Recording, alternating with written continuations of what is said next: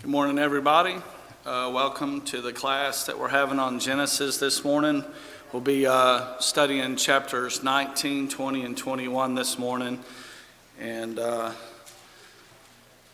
we're going to be finishing up in chapter 19. We had just got into the story of Sodom, so that's where we're picking up today. Not much in the way of review other than to just set up where we got to Wednesday night. If you want to follow along, we're going to mostly be in Genesis chapter 19, but just as a slight review, in Genesis 18, it says, "And the Lord said, because the outcry against Sodom and Gomorrah is great, and because their sin is very grave, I will go down and see the outcry against it." There's a few other words said there that kind of sets it up. Abraham hears God say this, and he goes in and starts trying to plead or negotiate for the people because he knows that that's where his family member Lot is staying. So he pleads for Sodom, and you see on the next chart it just goes through and he keeps asking God, will you destroy it for this many righteous? And God says, for that number there, 45, 40, 30, 20, 10, all the way down, he keeps saying, I will not destroy it if I find that many righteous. And then we get into kind of the start of chapter 19, but we wanted to look back and say, kind of how did this happen? How did we get here with Lot? And we go back to where we were talking about Lot and Abraham not wanting there to be strife between him and his family member. He lets Lot make the choice, and Lot kind of just chooses with his eyes how much water in the area where he wants to stay looks best for his for the physical needs of him and his family. But it was said there in Genesis 13:12, but the men of Sodom were exceedingly wicked and sinful against the Lord. So that kind of sets up where we are today. Getting into chapter 19, just as we had in chapter 18, it talks about these strangers. We know as we're getting into 19 that these are two angels, the same two angels that we had read about in chapter 18, but they come into town and Lot shows them hospitality. He insists that they stay in his house, and we talked a little bit about their insistence was because he knew how evil and wicked the area was there. So we got down into 4 and 5, and this is kind of the last thing we got to the other day. The men of Sodom, says old and young, surround Lot's house, and they demand those guests. We know they're angels, but they didn't know that they were angels.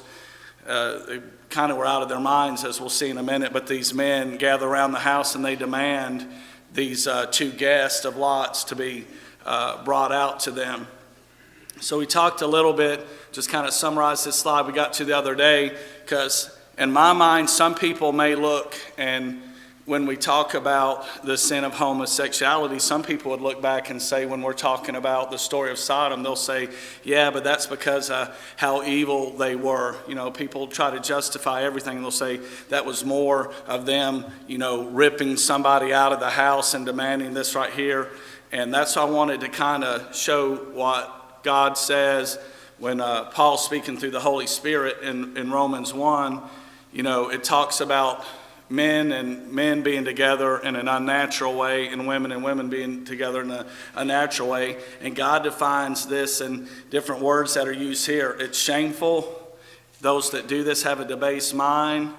The things that they are doing which are not fitting. And it kind of finishes up that chapter when it's talking about not only homosexuality, but other sexual immorality and other things. And it says those that engage in these are worthy of death. So I wanted to kind of point to that right there, because the sin wasn't just that they were trying to get guests out of there. It was the sin of homosexuality on top of it. But we'll get more into their mindset here in a minute.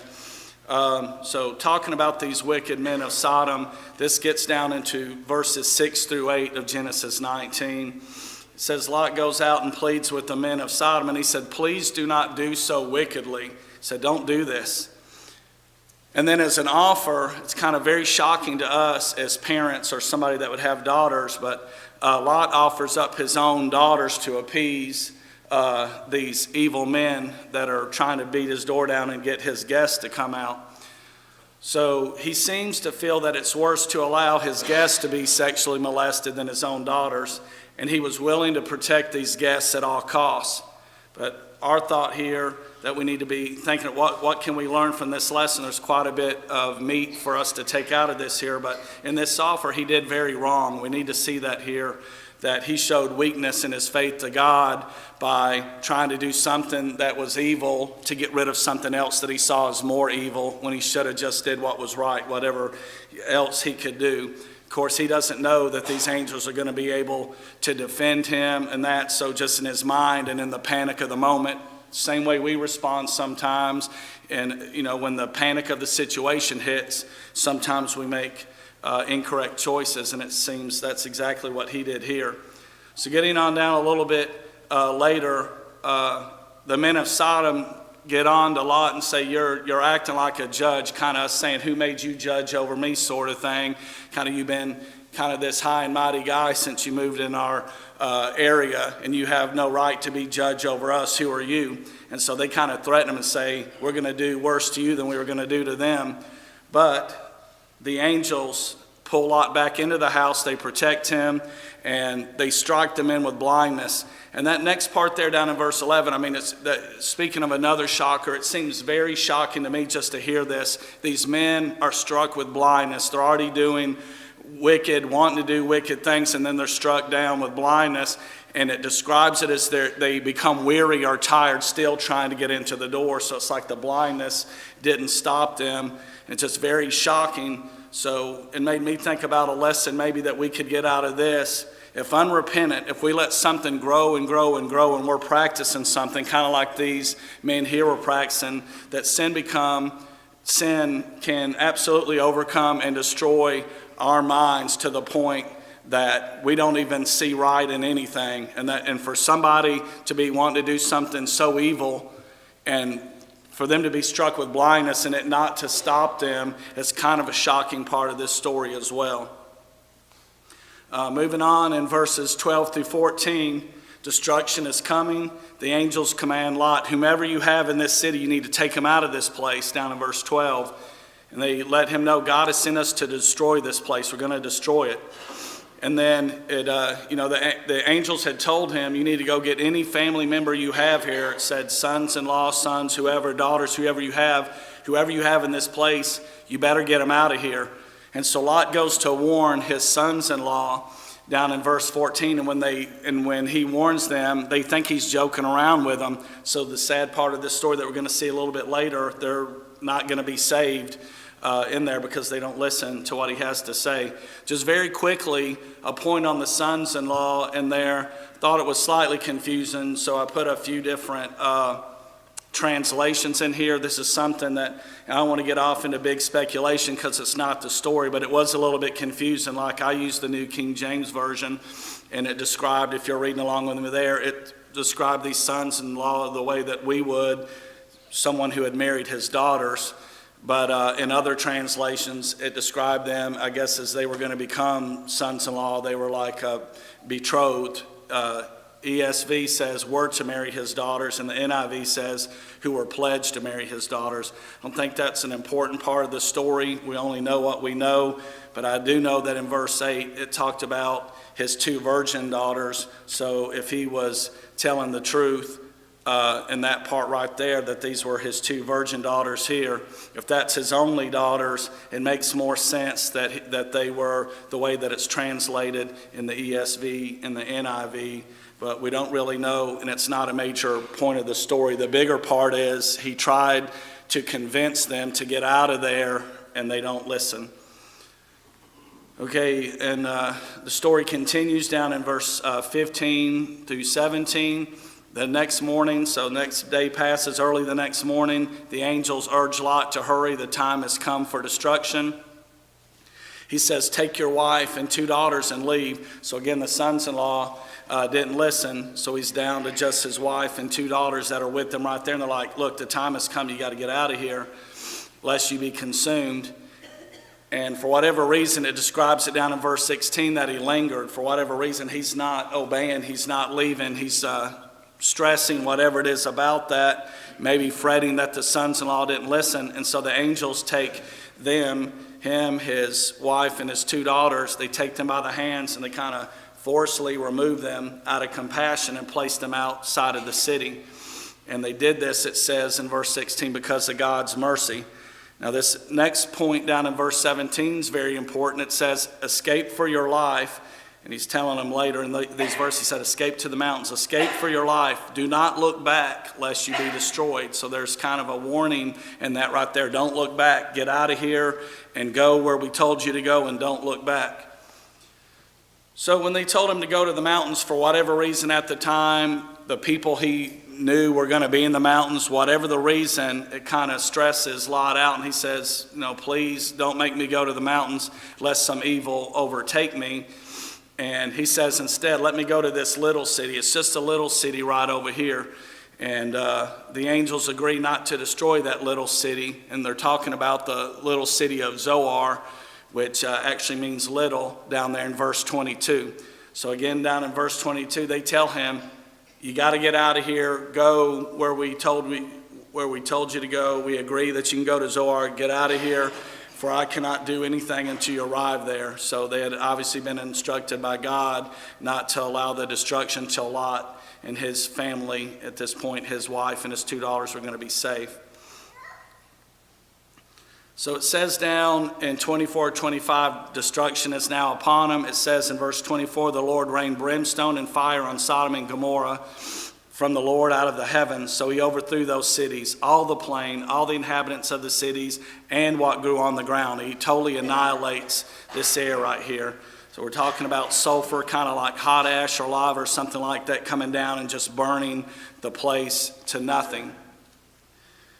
Sadly, we had just talked about in verse 17, don't look back was the commandment, but we know this from the story that Lot's wife disobeyed, and she looked back, and it says she became a pillar or a column of salt. So she loses her life by not listening to the commandments that she was told to do there.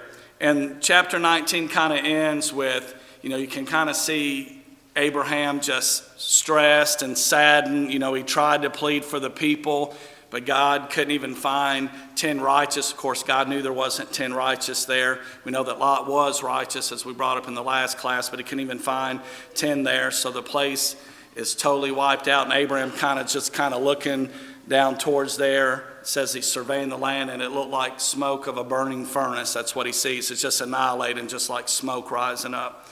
And then it says God remembers Abraham, saves Lot from the overthrow, and that kind of is the end of Sodom right there. All right, down in verses 30 through 38, this will finish up chapter 19. It talked about when Lot escaped, him and his daughter. So his wife has been destroyed, so now he's down to him and his 2 daughters. They're in Zoar. But again, he said he wanted to go there, but for whatever reason, when he got there, he was fearful of being there. Whatever he saw there, or too close, whatever the reasons are, out of fear, they leave there and go to a cave in the mountains in verse 30. And this is one of those very just awkward and strange stories that we read about in the New Testament that we need to think about what lesson we can get from it. Hopefully nothing like this would happen here, but just what we have learned several times here in the Old Testament, that somebody came up with a plan on their own without thinking about the counsel from God and the way God wants things done, and they normally come up with something evil, and that's what happens here. It's told down in verses 31 through 36 that the oldest daughter kind of schemes up a plan to preserve the lineage of her father, and she claims that there's no man on the earth to come into them. So now that they're in this cave or whatever, for whatever reason, they feel like they have no way of having a husband after this time. And so she comes up with this scheme. They get Lot drunk, the daughters do, and on successive days, you had one lay with him on one day. It says he had no idea what was going on. He didn't know when they came in, didn't know when they went out, so they got him very drunk. And then on the next day, the very same thing happens. The oldest daughter talks to the youngest daughter. She repeats the same thing. And what we know by this story, what ends up there, is the Moabites come from the older daughter and the Ammonites come from the younger daughter. So these nations that we learn about later that came from Lot came through this very kind of sinful scheme right here that these daughters came up with. All right, that finishes up chapter 19. Do we have any questions or any comments somebody wants to add to what we just discussed in chapter 19? Okay, getting on to chapter 20, I put deja vu on there. This is the story of Abraham and Abimelech. You remember back in chapter 12, we had the story of Abram at the time and Pharaoh. This story has a little bit more knowledge that's given to us of the situation. Just a little bit more is told to us here that we didn't know there. If you remember when we had the story of Abram and Pharaoh back in chapter 12, we actually came over to this story just where it could show that Abram was talking about Sarah being his sister. He had married his sister right there, and that is explained here. We weren't told that in chapter 12. So let's kind of quickly go through chapter 20. It's a story very similar to what we studied in chapter 12, and like I said, it's kind of like a deja vu moment here. So let's just start going through that real quick. We'll read a couple of the verses to set it up, and then we'll kind of just summarize. The first two verses of Genesis chapter 20 says, "And Abraham journeyed from there to the south and dwelt between Kadesh and Shur and stayed in Gerar." That's going to be the area we're talking about here is Gerar. "Now Abraham said of Sarah his wife, 'She is my sister.' And Abimelech king of Gerar sent and took Sarah." So just kind of get your mind straight a little bit here. You can see that Gerar is somewhere kind of northwest of Beersheba in here. So we're talking about kind of in the southern areas. We've been showing maps of the land of Canaan. This is in the southern area on that edge where we start calling it the Negev or the Negeb right here. But that little blue arrow on the top left of the screen, that's about where that area is over there that we're talking about in this story. Okay. So Abraham says, "She is my sister." This is the same deception that he used with Pharaoh back there. But what we need to remember here, was she the sister at this time? And the answer is no, the relationship has changed. He's being deceitful here, not saying that this is my wife, Sarah. Their relationship had changed. And because of that, Abimelech takes her, and that has God get in the story. We don't have this level of detail in chapter 12. If you recall back in chapter 12, it talked about God plaguing the people, but we don't have a conversation like what takes place here. Albeit in a dream, there's a conversation between God and Abimelech here down in verses 3 through 7, if you kind of want to scan through there.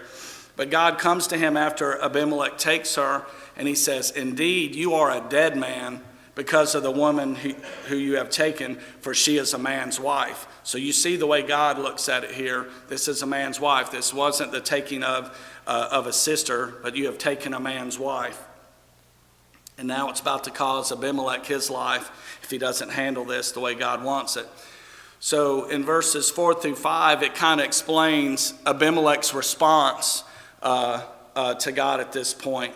And he asks questions of God. He says, "Will you slay a righteous nation?" And then he's talking about Abraham. He said, he said she is my sister. And then he said, she said, talking about Sarah, she said that he's my brother. He said, "I took her out of the integrity of my heart. I took her with innocent hands. I didn't know this was another man's wife." And then God responds to that down in verses 6 through 7. He says, "I know you did this in the integrity of your heart, and I kept you from sinning against me. I did not let you touch her." Verse 6, that's kind of important. We'll kind of bring this up a little bit later. But some sort of affliction of some sort, something God did directly to Abimelech so that there was no way that he could touch Sarah in an improper way right there. It doesn't really go into detail as far as him right here, but something God did to him. And you can look at verse 17 a little bit later and know that when God takes it away. But, he pleads his case, and then God listens to his case, agrees with that, but there's going to be, some, ways to get out of it or not get out of it here. It's pretty much a warning to him, but something he did to Abimelech to make sure sin did not happen with Sarah. So again, God is looking out to protect Abraham and Sarah here. Down in verse 7, God commands Abimelech to restore Sarah, and put or else in there. So this is, he's given choices. It can go one of two ways here. He says, restore her to Abraham, for he's a prophet of mine. And we know that already. Abraham talks with God all the time. They have a very close relationship. And he gives him some choices here. He says, first of all, if you do restore her, he, talking about Abraham, will pray for you and you shall live. However, if you do not restore her, you shall surely die, you and all that are yours. So 2 choices to make, restore or don't restore, but based on that, you're going to live or die. And I wanted to bring up the point again back from chapter 12 and verse 3, where Abraham received the blessings. He also received some personal blessings from God. You remember that one, we brought this up a few times, that God says, I will bless those that bless you, and I will curse him who curses you. And here's that case right there. God's looking out for Abraham, and he's saying that Abraham will pray for somebody because, God will bless those that he blesses. But if it goes the other way, they're going to be in big trouble. So just a reminder of that right there.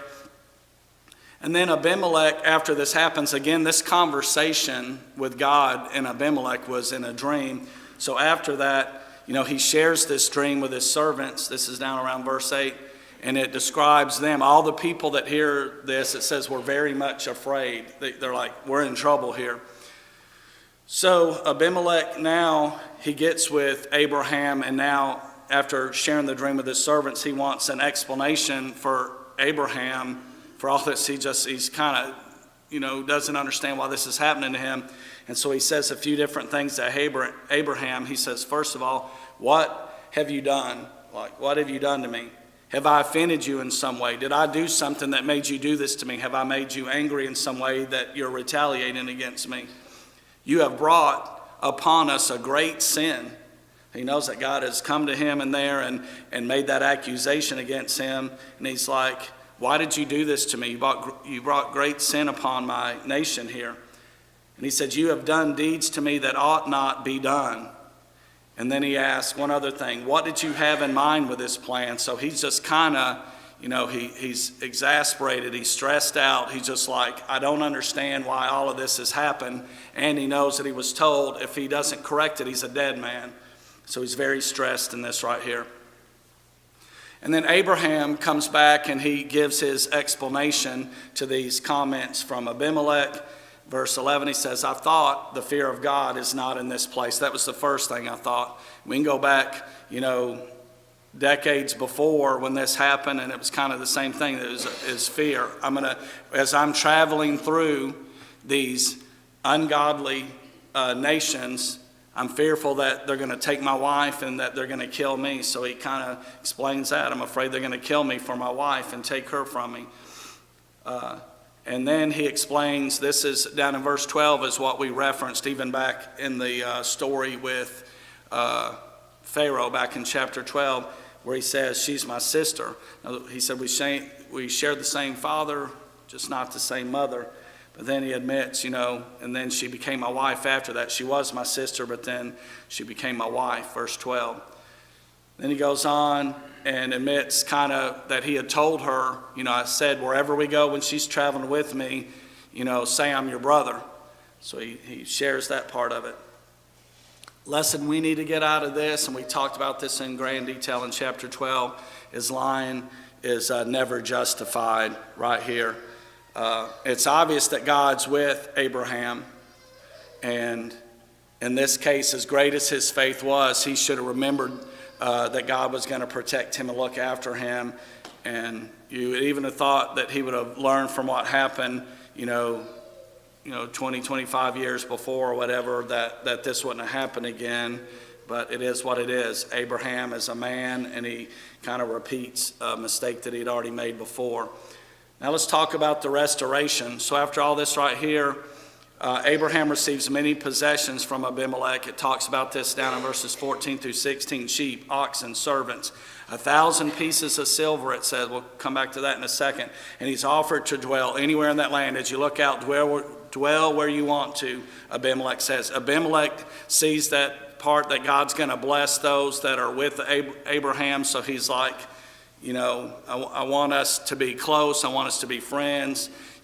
Take whatever area you want to live in and dwell there.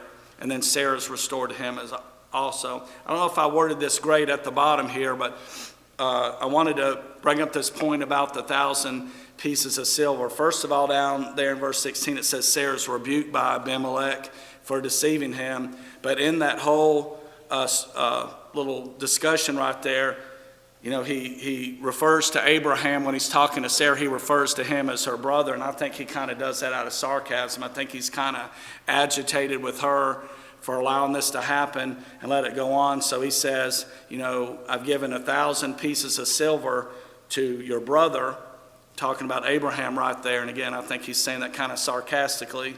But he says in doing that, this 1,000 pieces of silver is to clear her name in front of all those witnesses. Everybody that saw her taking the stuff, he says, this is a vindication for you.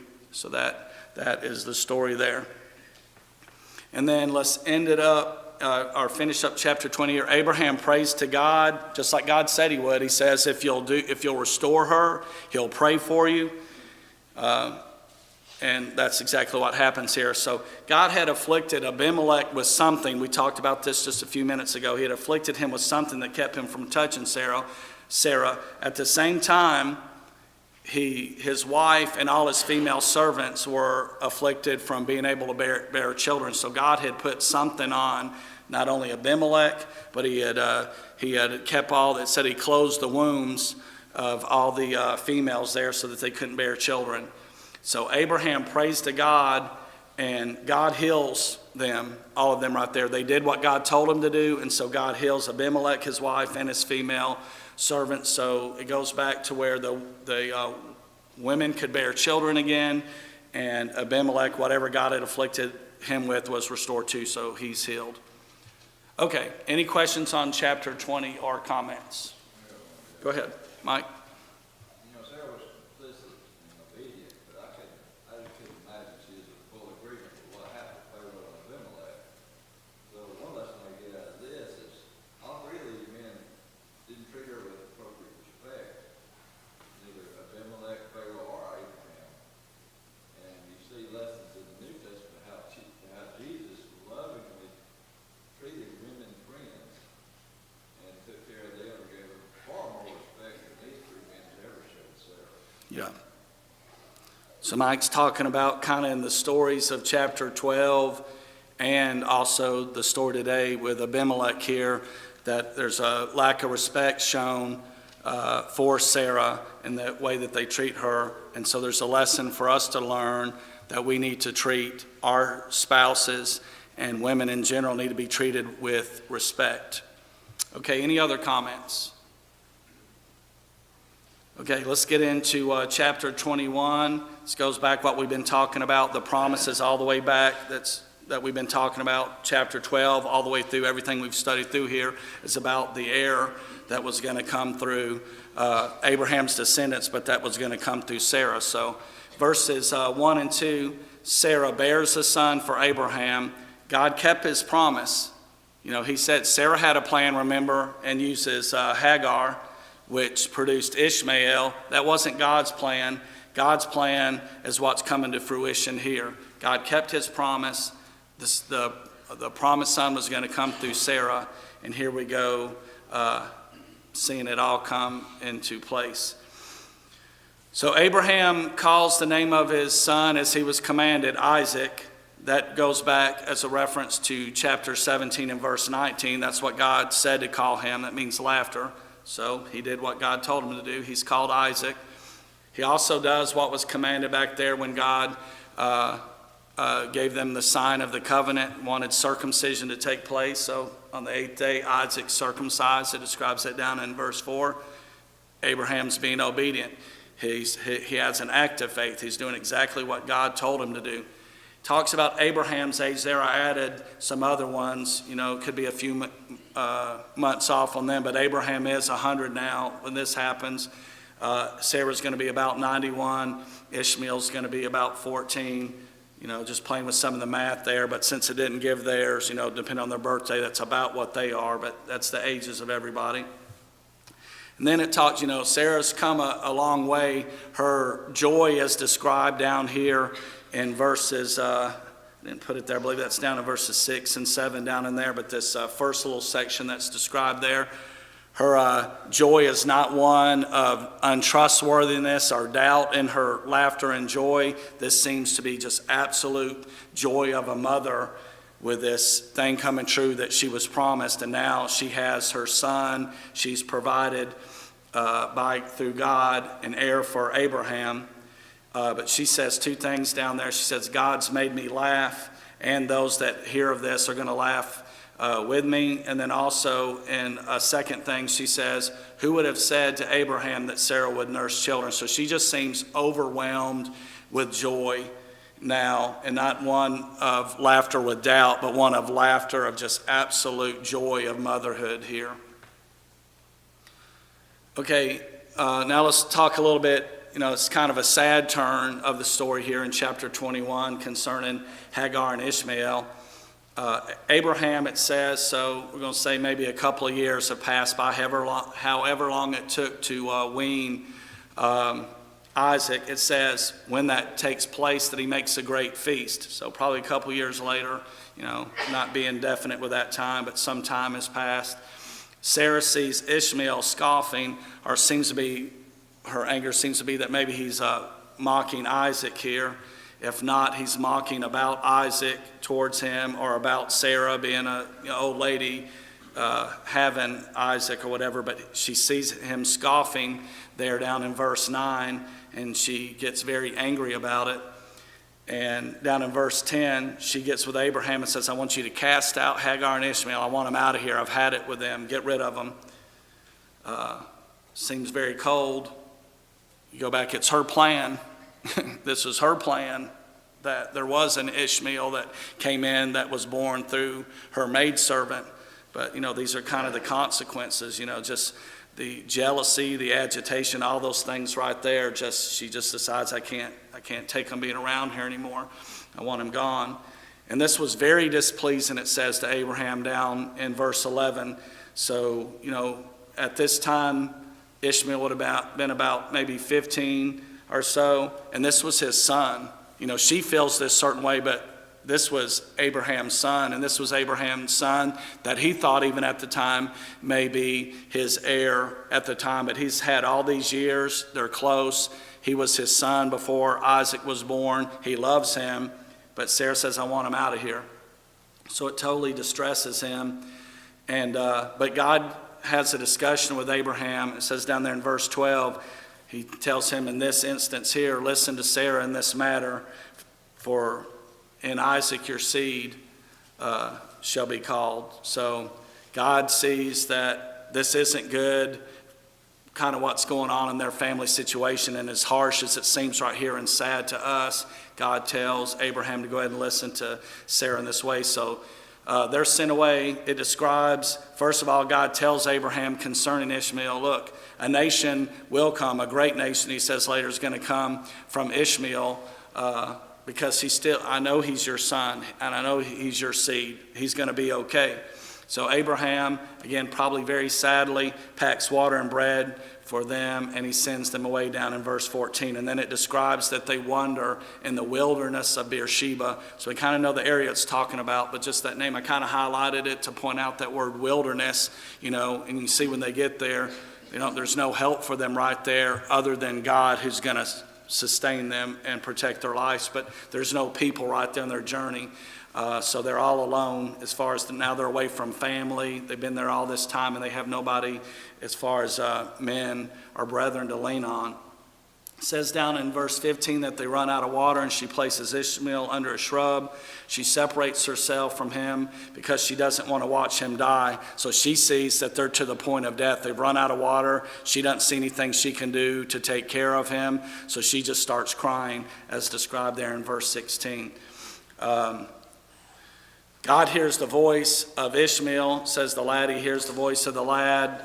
I don't know what Ishmael was saying. It doesn't really record in there, but God hears his voice. And God talks to Hagar and says, what ails you, down in verse 17. And he says, for I've heard the voice of the lad. And This shows his protection and again his promises. He's in control. They're not going to die because God's not going to let them die. Verse 18, he says, lift up the lad and hold him, for I will make him a great nation. God keeps his promises. So God leads her to a well there. However that got there, whatever, they didn't see it without God. God leads them there and they get water out of it. They fill their skin up and they are refreshed down there in verse 19.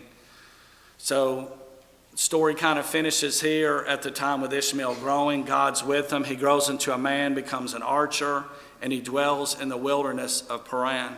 Verse 21. Recall from what we studied before, he'll be a wild man and live a life full of strife and conflict. And then it says at the end there that he took a wife from Egypt in verse 22. Okay, any comments or questions on that?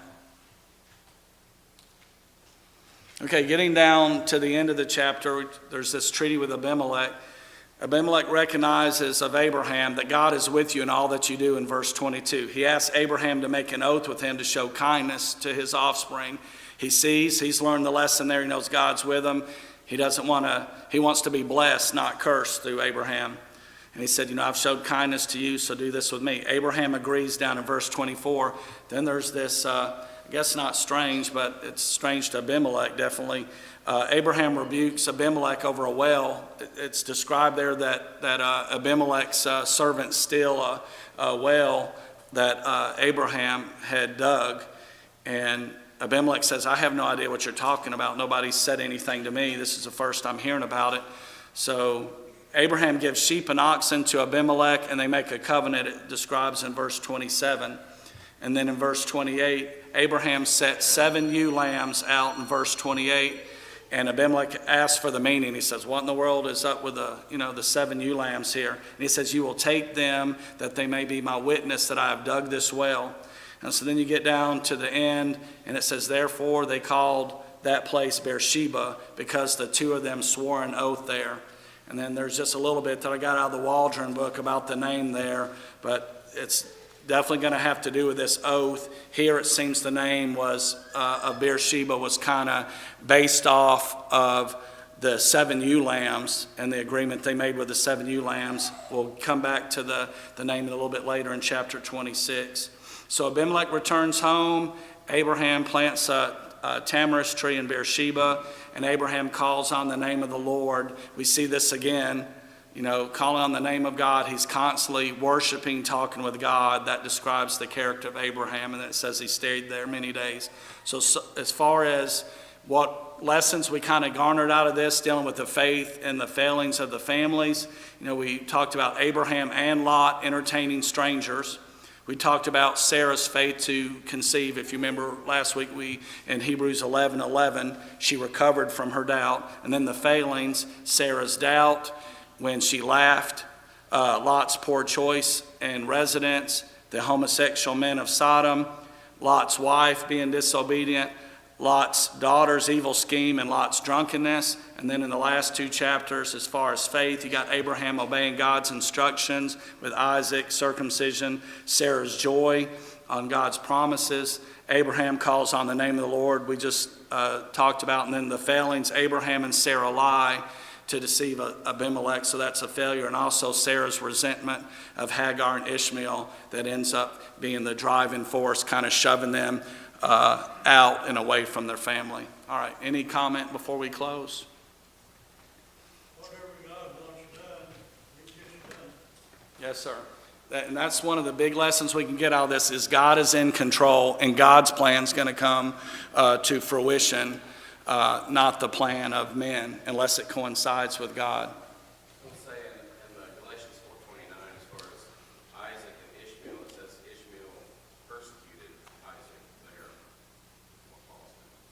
there. Okay. All right. Anybody else?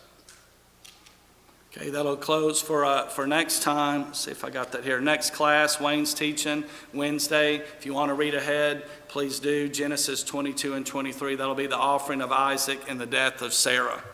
All right. Thanks for your attention.